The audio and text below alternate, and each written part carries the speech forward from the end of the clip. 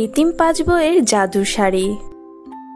বিষ্ণুপুর গ্রামে আমেনা নামের একজন বৃদ্ধ মহিলা তার 5 ছেলে ও তাদের বউ নিয়ে বসবাস করত। তিনি একদিন বাগানে মন খারাপ করে বসেছিল। আমার 5 বৌমা কোনো কাজ করে না, ছেলেগুলো শহরে থাকে।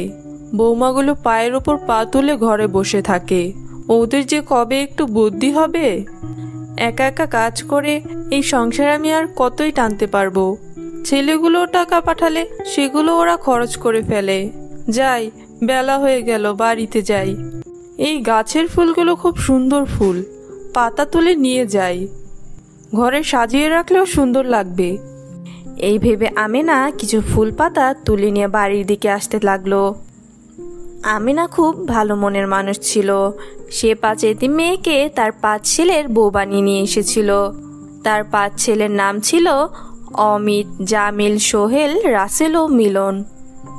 তিনি তার 5 ছেলের সঙ্গে 5টা এতিম মেয়ে মিতা, তমা, প্রিয়া, মোনালি ও মাহিমার বিয়ে দেয়।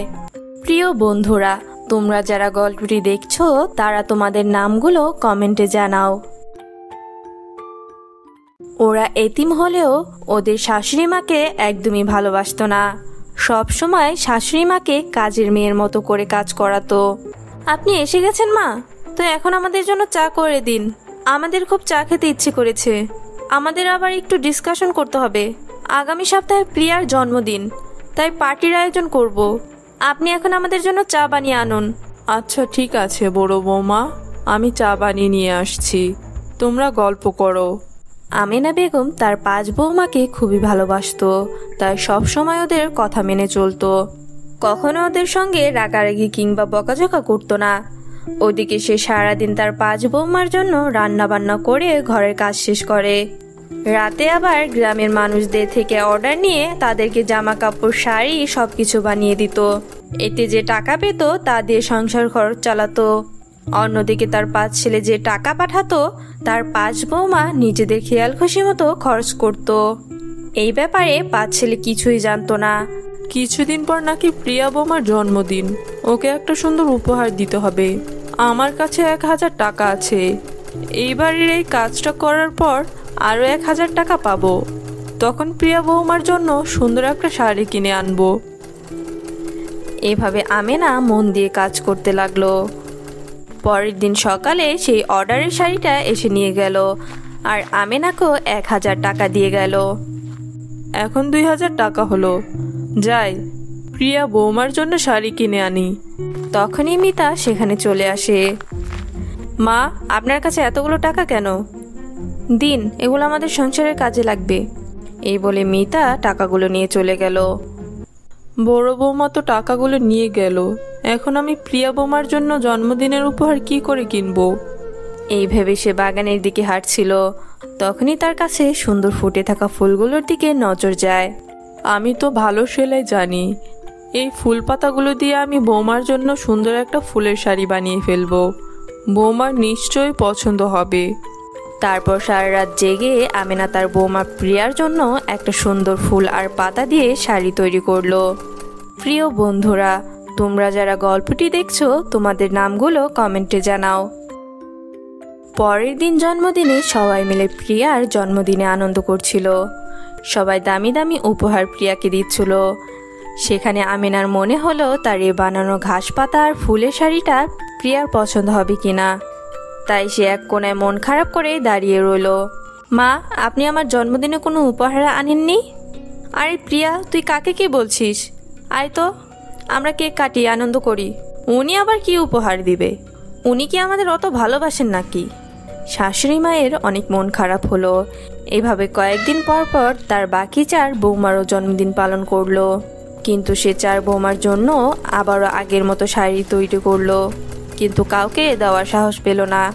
বরং সে শাড়িগুলো এক একটা ব্যাগে ভরে তার 5 বৌমার নাম সেখানে লিখে দিল আর সেগুলো আলমারিতে তুলে রাখলো। কিছুদিন পর আমেনার জন্মদিন ছিল, তাই তার 5 ছেলেরা শহর থেকে একটা বড় কেক আর অনেক সুন্দর সুন্দর উপহার নিয়ে এলো তাদের মায়ের জন্য। মা, আমাদের আনা উপহার তোমার কেমন লেগেছে? তোমার পছন্দ হয়েছে তো? হ্যাঁ রে বাবা, আমার খুব পছন্দ হয়েছে। বৌমারা, তোমাদের আমি আজ পর্যন্ত কোনো কিছুর জন্য জোর করিনি, কিন্তু আমার আজকের এই জন্মদিনে একটা ইচ্ছা আছে। তোমরা যদি কিছু মনে না করো, আমার আলমারিতে 5টা শাড়ি রাখা আছে। আমি চাই আজকের জন্মদিনে তোমরা সেই 5 শাড়ি পরে আসো। 5 বৌমা তাদের শাড়ির কথা শুনে আলমারির কাছে গেল, আর আলমারি খুলে দেখলো সেখানে তাদের নাম লেখা 5টা ব্যাগ আছে। তারপর ওরা যখন ব্যাগটা খুললো, দেখলো সেখানে খুব সুন্দর করে সেলাই করা 5টা ফুল পাতা ও ঘাস দিয়ে শাড়ি বানানো।